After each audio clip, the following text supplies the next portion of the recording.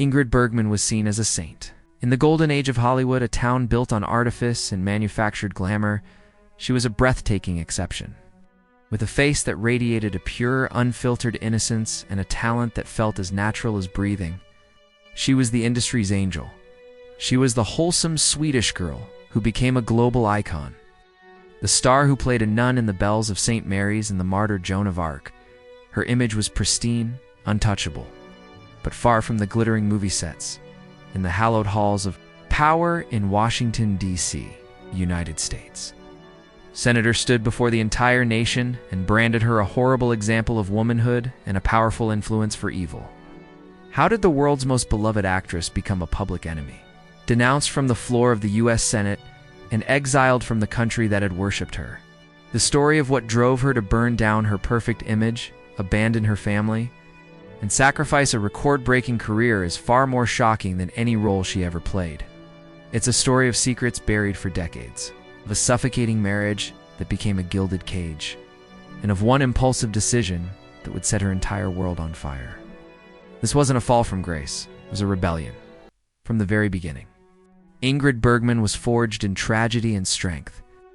Born in Stockholm, her early life was marked by profound loss. Her mother died when she was just 3, and her beloved father, photographer who had instilled in her a deep love for the camera's gaze, was gone by the time she was 12. Orphaned and shuffled between relatives, she found solace not in people, but in performance. This deep well of childhood loneliness would become the source of her incredible emotional depth as an actress and her fierce, unshakable inner strength. When she arrived in Hollywood in 1939, that strength was immediately put to the test. The legendary producer David O. Selznick, a man who built stars from scratch, took one look at her and handed down his list of non-negotiable demands. This was standard practice. Margarita Canzino had her hairline surgically altered to become Rita Hayworth. Selznick insisted Bergman's name sounded too German for wartime audiences. Her eyebrows were too thick, her teeth weren't perfectly aligned, and she wore far too little makeup. He was ready to sand down her authentic edges and remold her into the next cookie-cutter starlet. But he had no idea who he was dealing with. In a move of staggering defiance for a young actress in a town run by powerful men, she flatly refused all of it. "I am Ingrid Bergman," she calmly declared, making it clear that the American public would have to accept her as she was, or she would be on the next boat back to Sweden. Stunned into silence by her unshakable confidence, Selznick relented. Ingrid Bergman had arrived, and she had done it entirely on her own terms. But that fierce independence, the very thing that made her a star, would soon lead her into a secret that remained hidden for decades. Working with Hollywood's most legendary leading men was part of the job. But when she was cast opposite Gregory Peck in Alfred Hitchcock's psychological thriller Spellbound, something was different. The on-set atmosphere of a Hitchcock film was famously charged, and the chemistry between the two leads was electric. In her memoir, she described Peck with a single, potent word: massive. It was a word that echoed with unspoken meaning, hinting at something far deeper than his towering height and classic good looks. For years, the public was left to wonder. It wasn't until after her passing that Gregory Peck, a devoted family man known for his unshakable integrity, finally broke his silence and confessed the truth. He revealed that during the intense, claustrophobic filming of Spellbound, he and Ingrid had fallen deeply in love and engaged in a passionate, secret affair.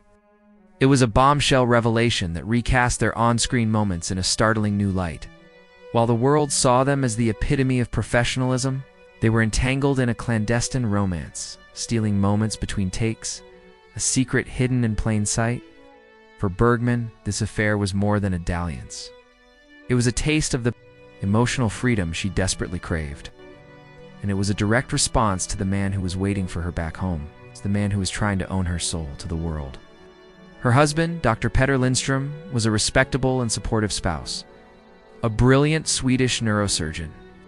But behind the closed doors of their glamorous life, he had become a controlling and deeply manipulative figure. As Ingrid's star rose, so did his obsession with managing every single aspect of her existence. He wasn't just a husband. He was her self-appointed warden. He took complete control of her finances, vetting her contracts and often dictating which roles she was allowed to take. While she was on set, he would send her long, critical letters, dissecting her performances flaw by flaw. Chipping away at her confidence, even as the rest of the world showered her with praise, she was living in a gilded cage, her fierce independence. Being systematically suffocated, the passionate young woman who had refused to be changed by a Hollywood mogul was now being psychologically dominated by her own husband. She was smiling for the cameras, winning an Academy Award for Gaslight a Film. Ironically, about a woman being driven to believe she is going insane by her manipulative husband, the art was mirroring a painful reality. She was privately suffocating, and she knew she had to find a way out. Her escape would come not from a carefully laid plan, but from a single impulsive act of artistic passion that would ultimately change everything. In 1948, exhausted by the polished superficiality of Hollywood, Ingrid Bergman walked into a small cinema and saw the Italian film Rome, Open City, directed by Roberto Rossellini. The film's raw, gritty, almost documentary-style realism was a revelation. It was authentic. It was dangerous. It was everything Hollywood was not. She was instantly mesmerized, not just by the film, but by the mind that had created it. In a moment that would alter the course of modern celebrity history, she penned a letter to Rossellini, a man she had never met. She introduced herself as a Swedish actress who spoke English well, had forgotten her German, and couldn't speak a word of French. And then the fateful line. In Italian, I know only one word.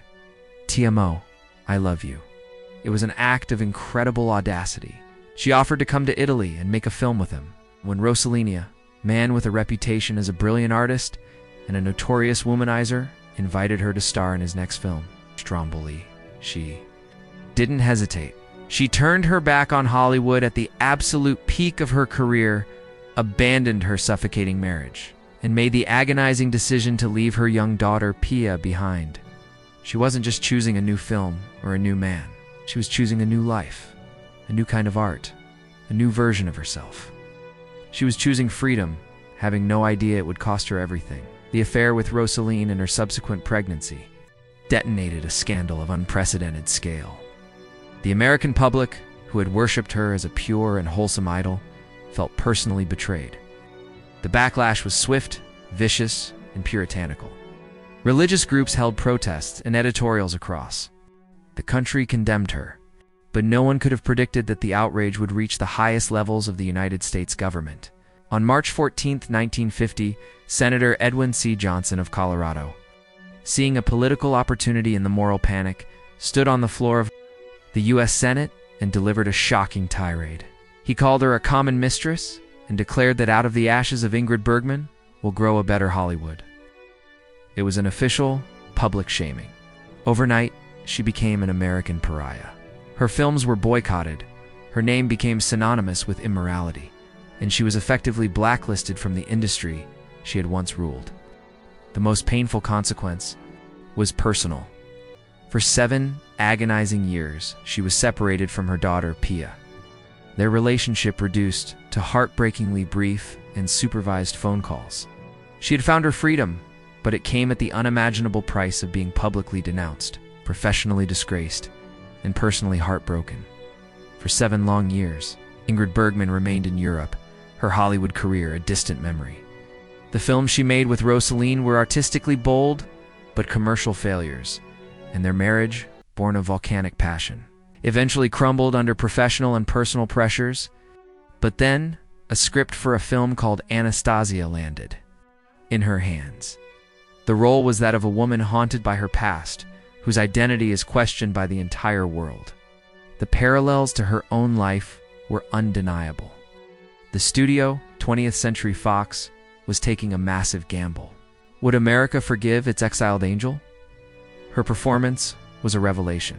It was filled with a deep, personal understanding of loss, identity, and resilience that no other actress could have summoned. It was so powerful that it left audiences and critics breathless. The industry that had cast her out now had no choice but to recognize her immense, undeniable talent once again. On Oscar night, the tension was palpable when her category was announced. When her name was read aloud, a wave of shock and applause filled the theater, because she was still considered too controversial to appear in person. Her dear friend and Former co-star Cary Grant accepted the award on her behalf. Looking directly into the camera, he said, "Wherever you are, Ingrid, we congratulate you and wish you good luck." It was more than an award. It was Hollywood's formal public apology. As the years went on, Ingrid Bergman faced her greatest and most private battle yet. After discovering a lump in her breast, she was diagnosed with cancer. But even as the disease began its relentless assault on her body, her defiant spirit refused to surrender.